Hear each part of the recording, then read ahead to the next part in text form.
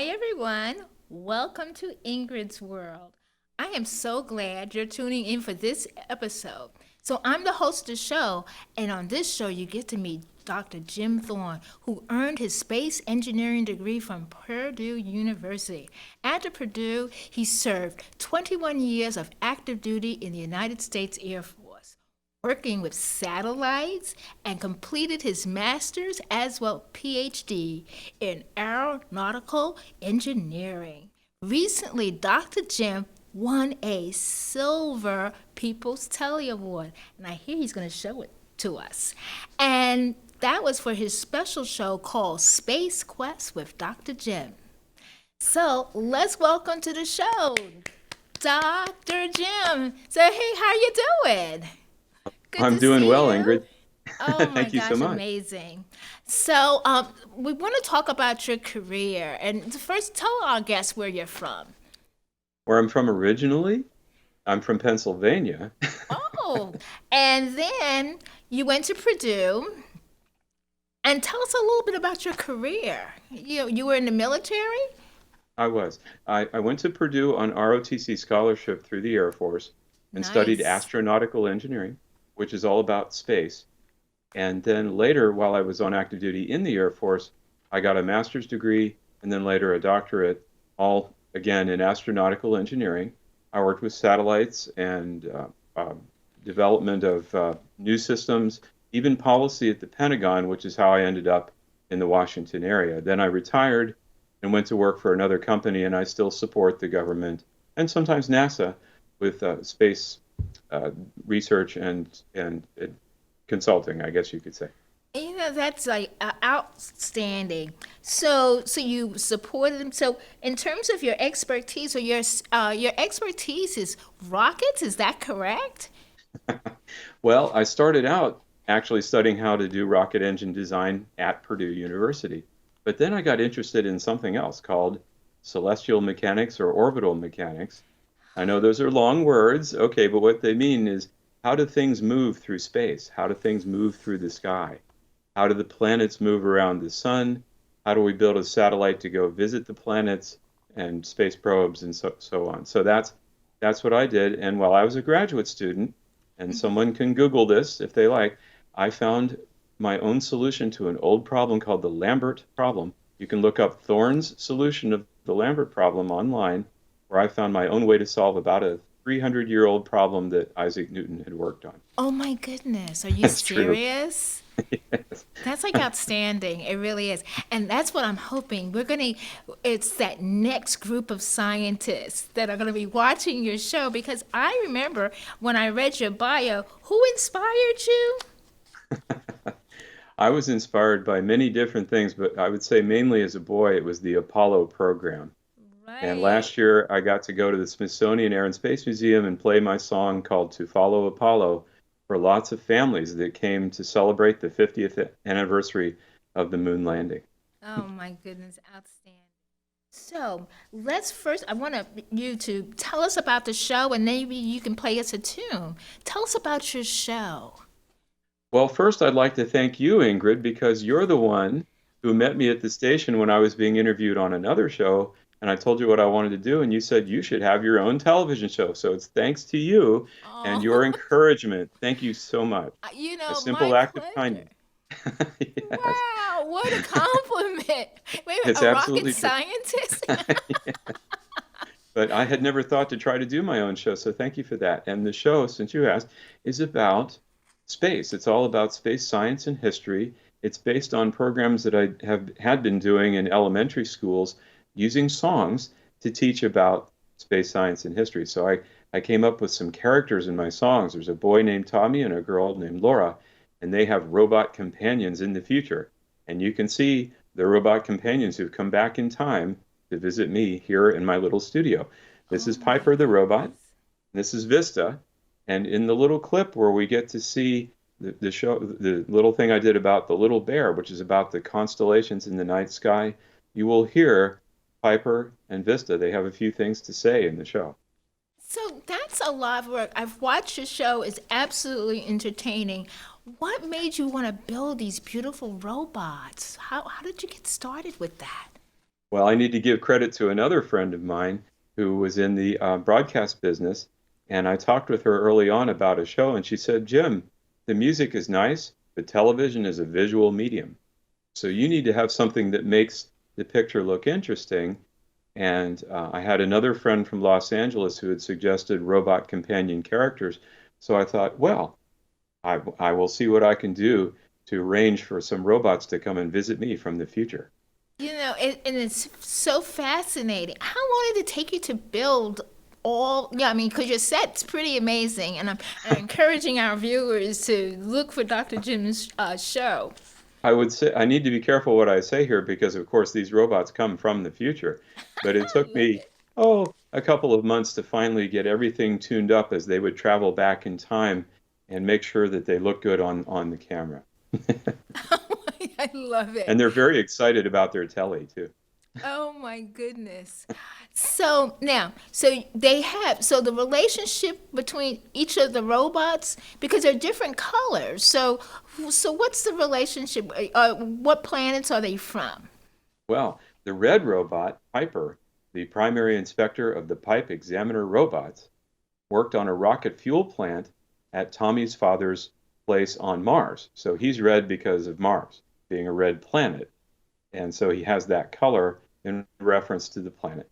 And he has X-ray vision because he examines the pipes to make sure they're clean as they make the rocket fuel. And I can tell you, liquid hydrogen is very dangerous. So he's very concerned about danger. And we'll often hear him ask, is that dangerous, Dr. Jim?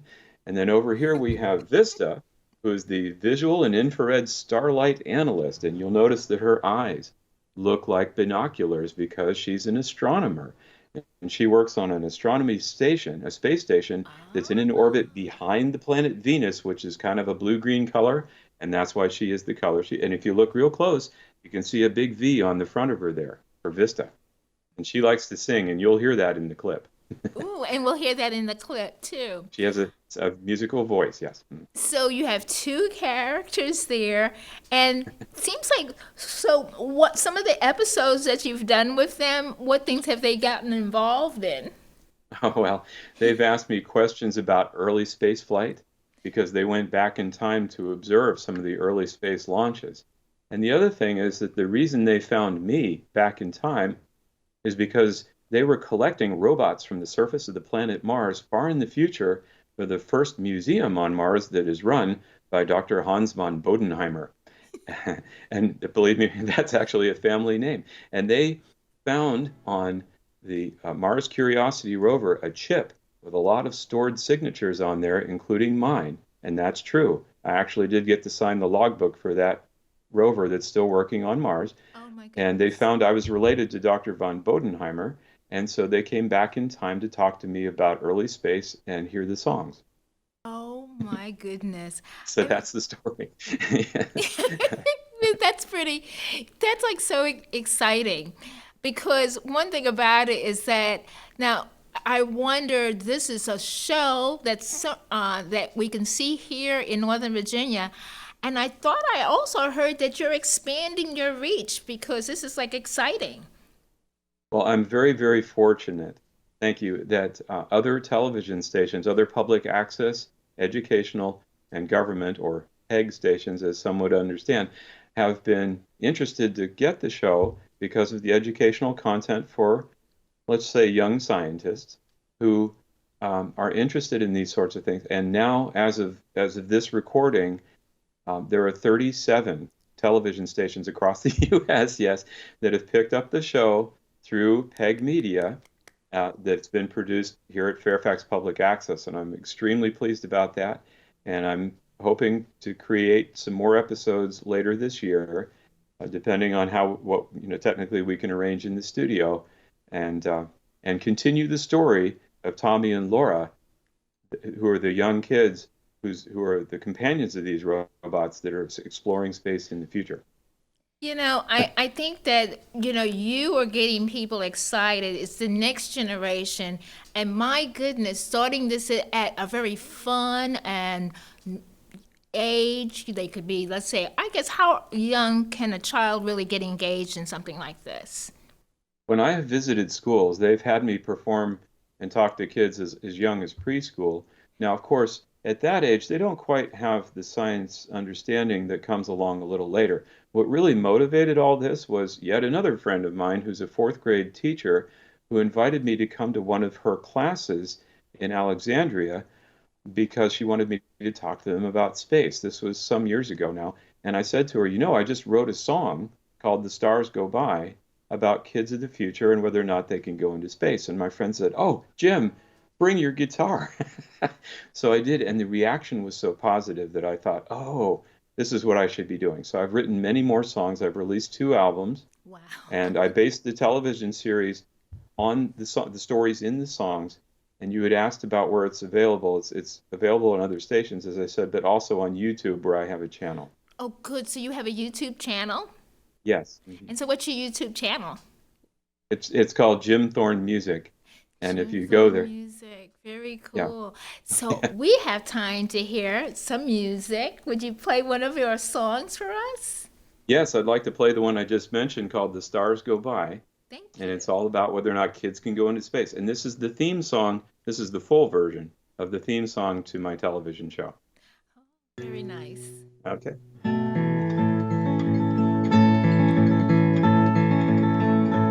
Once we went into space to be part of a race so that people could walk on the moon. Many years have gone by, but again we will fly and return to the sky sometime soon. Can a girl fly through space to a planet? Could she pilot her spaceship and land it? Could she fly through the sky as the stars go by and bring home a space pomegranate?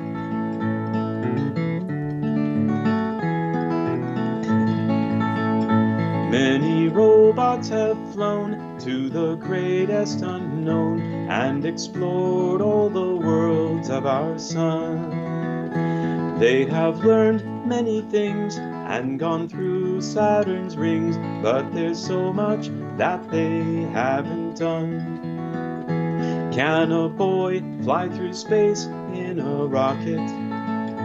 Could he learn how to steer and to dock it? Could he fly through the sky as the stars go by and catch meteors in his pockets? You could learn to fly as the stars go by and reach for the endless sky. When the sun starts to sigh, many atoms will fly to be caught by the earth and remain. Glowing curtains of light will extend out of sight, painting colors that fall like the rain. Can the kids of the earth catch auroras? Could they have names like Tommy or Laura? Could they fly through the sky as the stars go by and hold northern lights in fedoras? You could learn to fly as the stars go by and reach for the endless sky. There's a world that's nearby with a red-colored sky and some others with ice all around. Some are big balls of gas where you'll never see grass since they don't really have any ground. Can the kids of the earth reach the heavens? Could they answer the biggest of questions? Could they fly through the sky as the stars go by and reach for new worlds as they beckon? Could they fly through the sky as the stars go by and reach for new worlds as they beckon? Wonderful.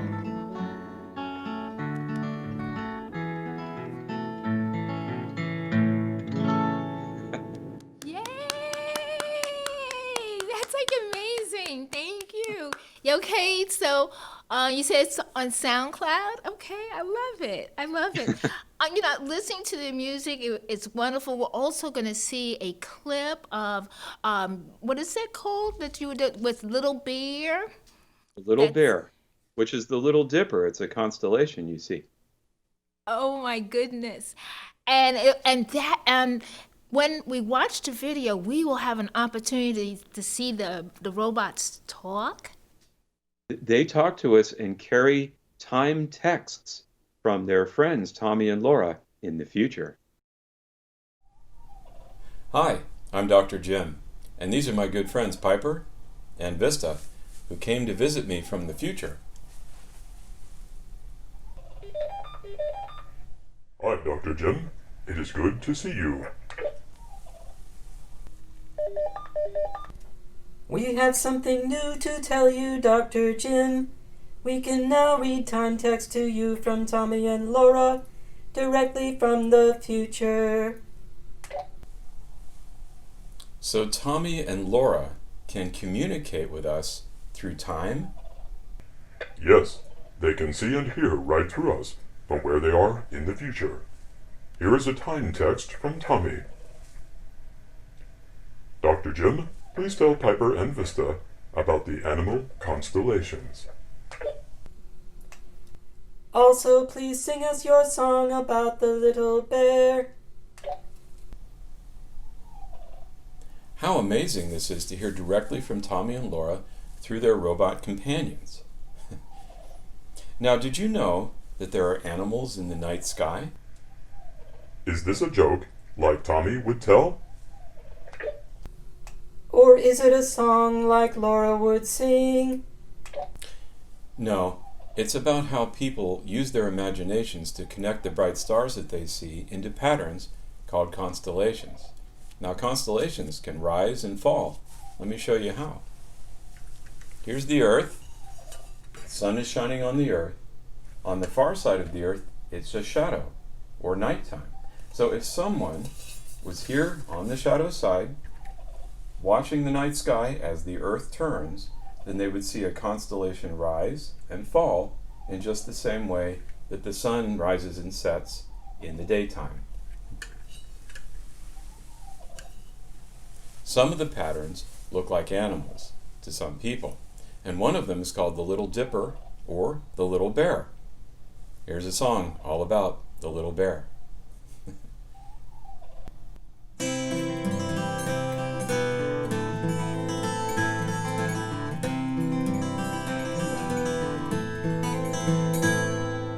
On one clear and cloudless night, stars were shining oh so bright. Kids went out to look up at the sky. They saw creatures great and small, then began to name them all. One looked like a horse with wings to fly. They saw the constellations with their imaginations and used the brightest stars that they could see. The North Star showed the little bear. They searched across the sky from there to find where other animals could be.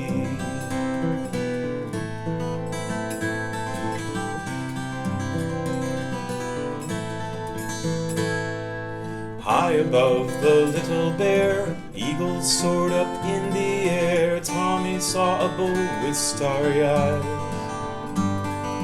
Down below a dragon slept, snakes upon their bellies crept. Laura saw a goat climb up a rise.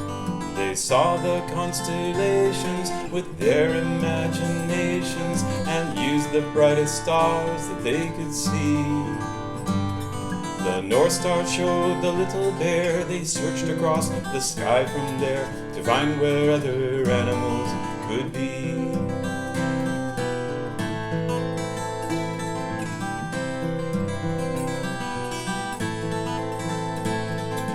Out in front of Little Bear, they saw lions lying there, one beside another in a row. Ponies ran behind the bear, fish were swimming in a pair, rams went charging up a mountain slope. We can see the pictures in the sky if we use the twinkle in our eyes. Tall giraffes went striding by and lynxes leapt up in the sky. Laura saw the dogs begin to run. When the sun began to rise, creatures faded from their eyes. Tommy said that was a lot of fun. They saw the constellations with their imaginations and used the brightest stars that they could see. The North Star showed the little bear. They searched across the sky from there to find where other animals could be. The North Star showed the little bear. They searched across the sky from there to find where other animals could be.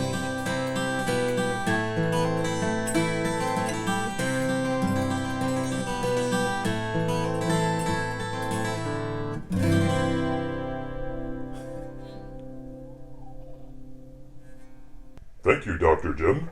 Here's a text from Tommy. Thanks for the explanation, and we will go to visit the North Star sometime soon. That was a lovely song, Dr. Jim. Here is a text from Laura. Thank you for teaching the little bear song to Vista, so now she can sing it for me anytime.